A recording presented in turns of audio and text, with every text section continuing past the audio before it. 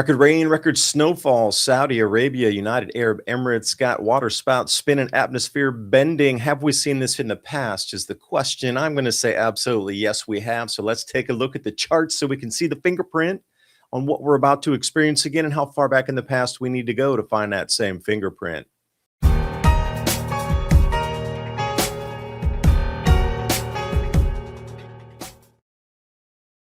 5 inches of snow breaking records here, Saudi Arabia.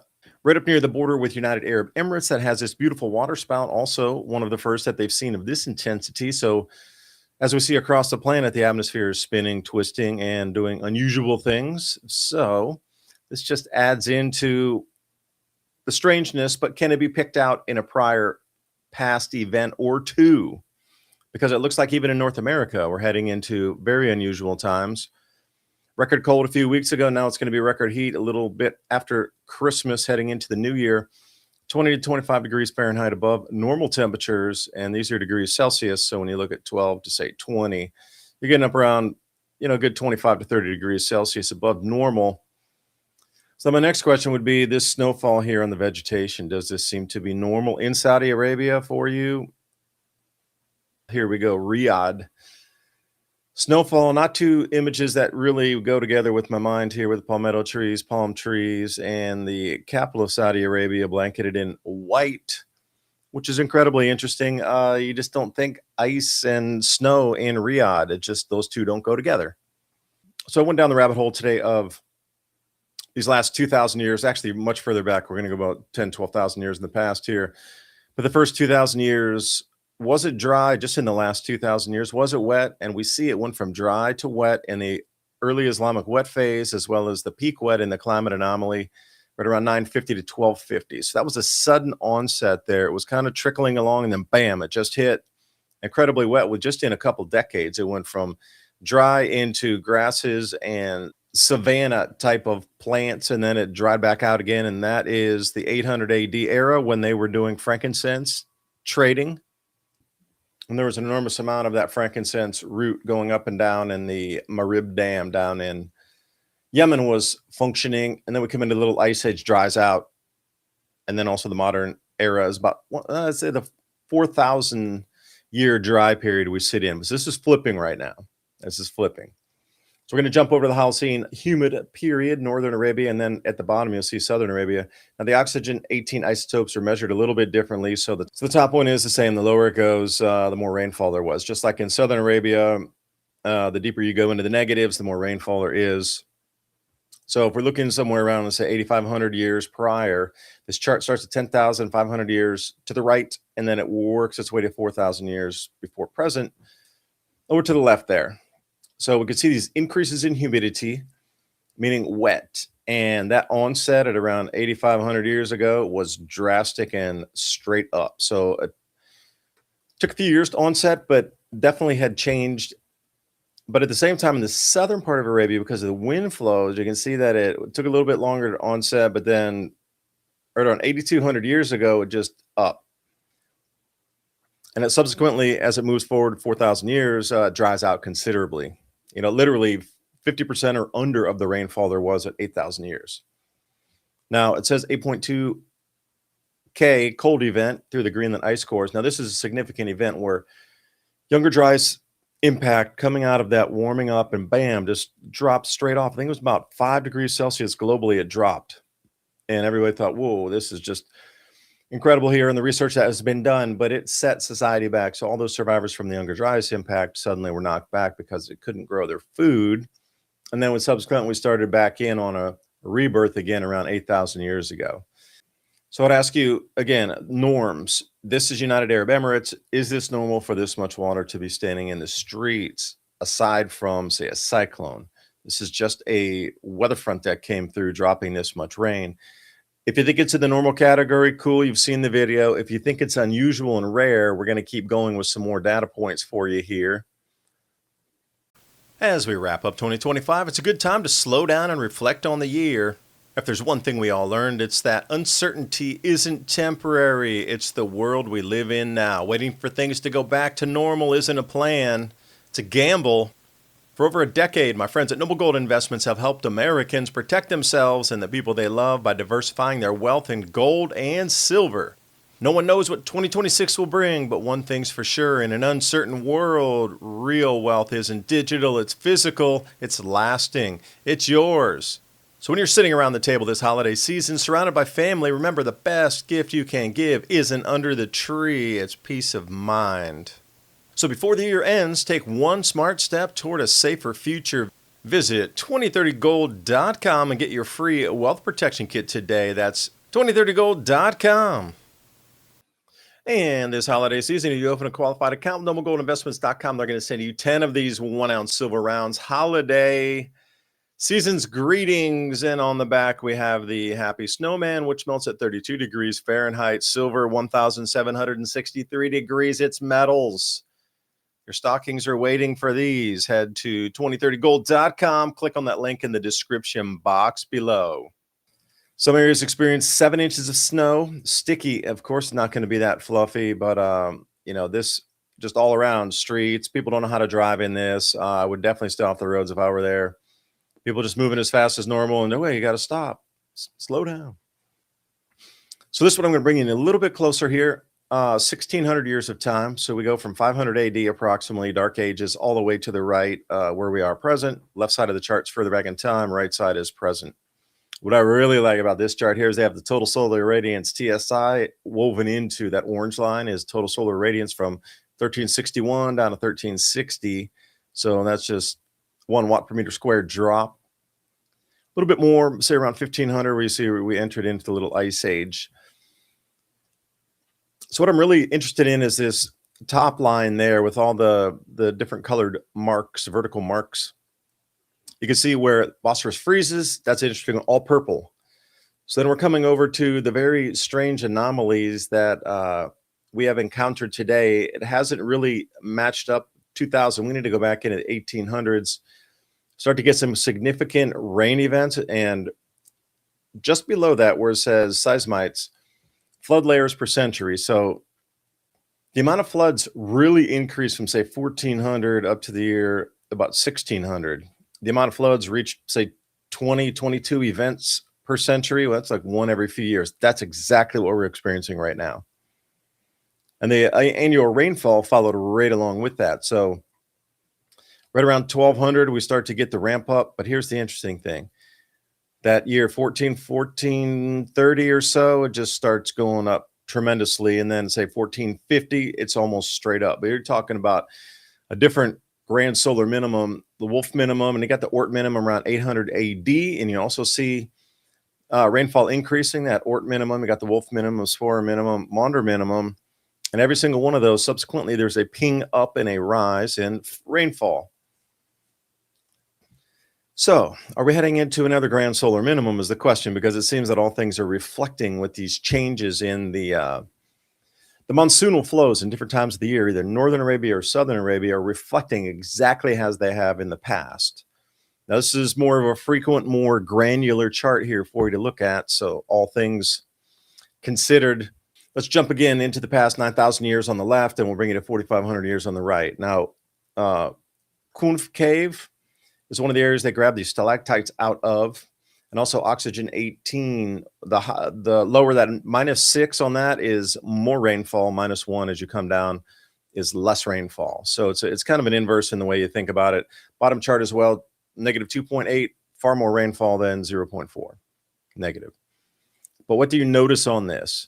Significant dropouts in rainfall that absolutely just came down in a decade from where it was dropping 50% in a decade, and that would really affect animal husbandry and different types of fruit orchards and whatever else was being grown. Notice the decline in the interior. They have this limited population evidence in these sites that used to be habited. So what they moved out of the interior, which is bone dry today, they call it the empty quarter. Back then, it was grasslands. So you can see the movement of people after it dried out, that significant drop in the green spike somewhere around, say, 6,200 years before present. People skedaddled out of there. Hey, there's no more water. Got to go. Also find on the Arabian coast, A little bit later, so maybe 5,800 years prior, it starts to drop off, and they're out of there too. Like everybody's just migrating based on water and precipitation. But that 5,500 year mark, look at the significant straight down drop on that. That would have been a that, and that matches up right over the decline in coastal occupation. So we look at this through history. When there's not enough water, people move. And if you're going back when, the Sumerians and now the Babylonians and this sort of thing, they're getting affected by the same rainfall pattern area because they're right in that same area. I know it's not exactly Iran and Iraq, but it's right next door across the Gulf there. Then if we get into the Red Sea, we see significant changes in what would have been the frankincense plantations at the time. History does repeat. So again, I would ask, this type of snowfall and rain events in the desert, we've seen this really uptick in the last 4 to 5 years. And I'd say 2019, it really started in earnest when I started covering a lot of these stories and going, wow, look at this, all the way from Morocco down into, the Arabian Peninsula. So this camels with snow is a new normal. Zebras in snow and giraffes in snow in southern part of Africa is also a new, absolutely yearly event now, when it never was when I started covering this stuff back in like 2014 or so. Now, here's where it gets interesting: is this is in the highlands, and the snow depths up here are absolutely record-breaking. Snowfall here reached some 8 inches or more, depending on where the location measured was. And they don't have that many stations up here, so people were just sticking a ruler in the snow going, I can't believe it's like 8 inches deep here. So let's come back in the stalactite record of southern Arabia down there, Yemen, Oman, southern part. A lot of lakes forming, inland lakes now after all this rainfall over the last 5 years. So here's the most important point. There's at least 4 periods in the climate optimum over the last 130,000 years. 128 to 121,000 years ago. That was coming into the warm period of that previous glaciation, one before us. So we've had 10,000 years of warmth. That previous 10,000 years of warmth drifted into like 118,000 years ago. That period, their interglacial was also wet. 104 to 97,000, 81,000 to 74,000, and then 10,500 to 6.2K before us, which is when all those mega lakes across Africa were at max capacity. So with the Arabian Peninsula becoming much more moist as we see it in a transition phase, this bodes a heavier, more powerful cycle coming in on us. Just saying. Is it even if we look at that 1,600 years, that was significant disruptions across society over those 1,600 years of time. Now, back to the charts here. What we're looking at is the monsoonal flows. Where these, I wouldn't even say jet streams, just the way the winds are flowing and bringing moisture with them.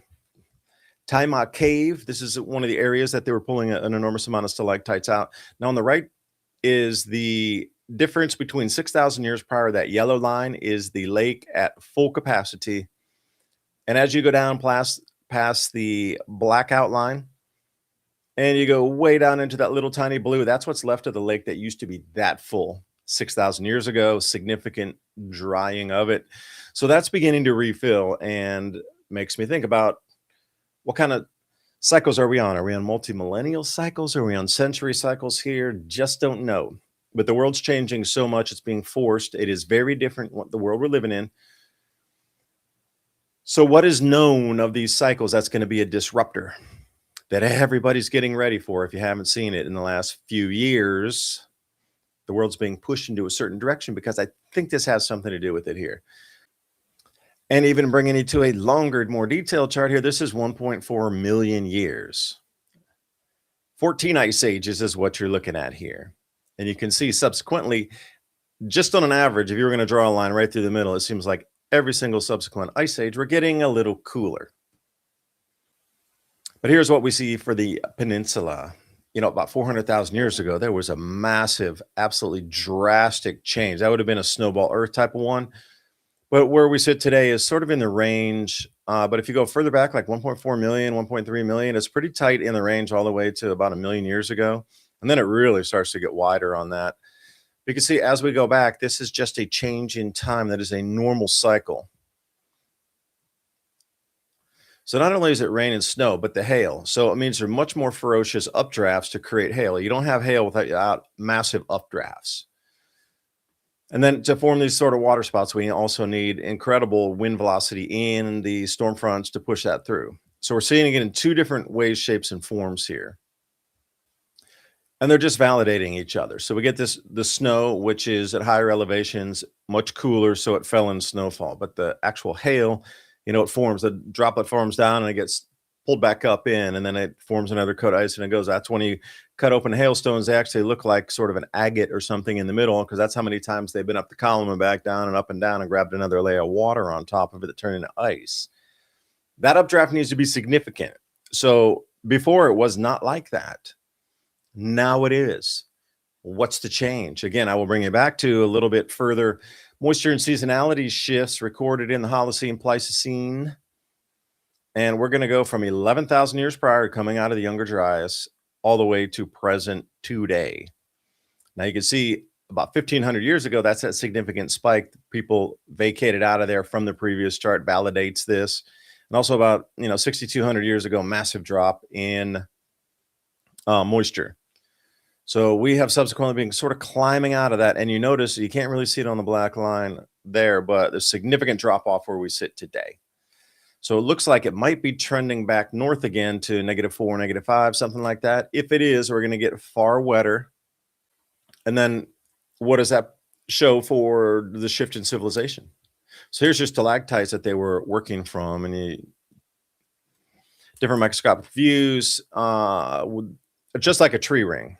So obviously, since all the trees are dead in the desert and they only have some that were left over from catastrophes, they went the next best route. They were taking the precipitation that was dripping down through the cave systems. So we'll go 130,000 years in the past here. Modern era is at the top. You're going to see it's very dry, but as we come back in different types of like early Holocene coming out of the Younger Dryas, it's much wetter down in that area, exactly where the New Renaissance Dam is. And the port of Yemen is right there where that breakthrough to go into the Red Sea. That was it's getting incredibly wet again. So I'm going, that's not good. That's 11,000 years to 8,000 years prior. So we're looking at 8,000 year cycle coming back, 11,000 year cycle. If that's it, we're leaving the Holocene into an ice age if that's the case. If you look at the ultimate precipitation shift 130,000 years ago, in the chart to the right, it starts at 120,000, 80,000, and then it slices that middle section out and it brings us to 10,000 years prior, going over to the modern era. But if you follow that green line up, you can see extremely different precipitation compared to where we sit today. What do you notice about the precipitation increase? It's always in these transition periods between glaciation going into glaciation, the warming periods between glaciation, and what would you do as government if you knew this was back here and we were shifting into a 10,000 year cold period or a wet period? Like, how much would that disrupt society, even if it was just an 8,000 year cycle? What kind of disruption could we expect? And then what kind of, let's say, maneuvering will governments do to try to keep their power continuity of government and then like set up for this? They're going to move resources all over the planet, knowing that some areas won't be able to survive it. So perhaps that's why our world is changing so much.